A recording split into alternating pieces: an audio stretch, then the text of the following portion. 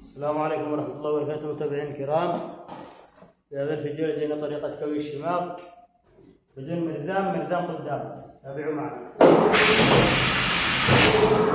طبعا وردنا في القناة جميع أنواع كوي الشماغات. يرجى الاشتراك في القناة حتى نستمر يصلكم كل جديد. وأي استفسار اضعوا في التعليقات. وعندنا الرش في الوسط شرط. وهذه العلامة، نخلي العلامة هنا فوق الشمال، طرف اليسار طرفين، الطرف هذا الأسفل من العلامة عشان يكون الخط. نشوف النجاح نسبة الكمية المطلوبة، نشا خفيف نشا وسط حسب رغبة الشخص. بعدين نجمع الطرفين هنا، نمسك هنا، نحاول نوزن الشمال قدر الإمكان.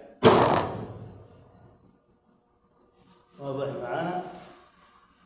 نمسك هنا بالطرف، طرف بالوسط، نمسك بهذا الطرف ونمسك بالوسط. ونبدأ الكوي.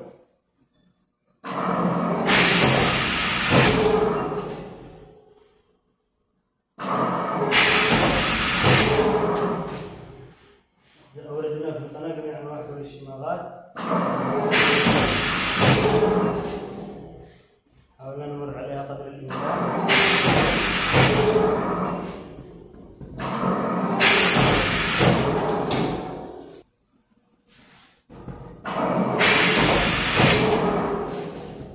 نمسك الطرف ونشد شوية.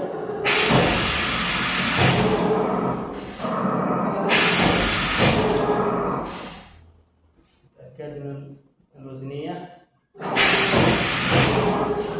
الحين صار ايش؟ شماغ بدون مرزام.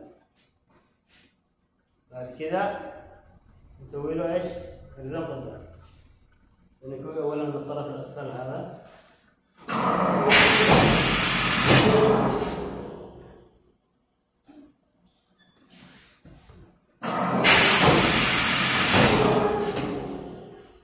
خلاص الان الشماغ الان بدون مرزام.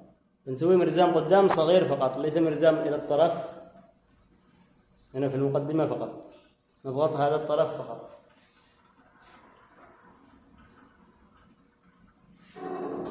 مقدار الشبر كذا.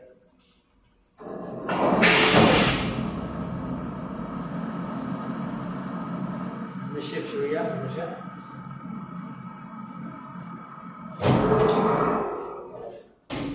صار مرزام قدام ليس ممتد إلى الأخير. يصير شماغ بدون مرزام قدام. نضغط ايش الطرف فقط بمقدار شبر مثلا. ندخل الطرف هذا بس في المقدمة تحت المكبس.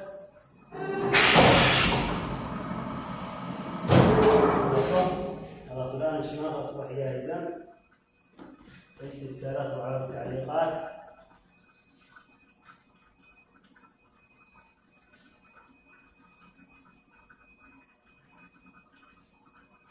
الآن الشماغ أصبح جاهزا. السلام عليكم ورحمة الله وبركاته.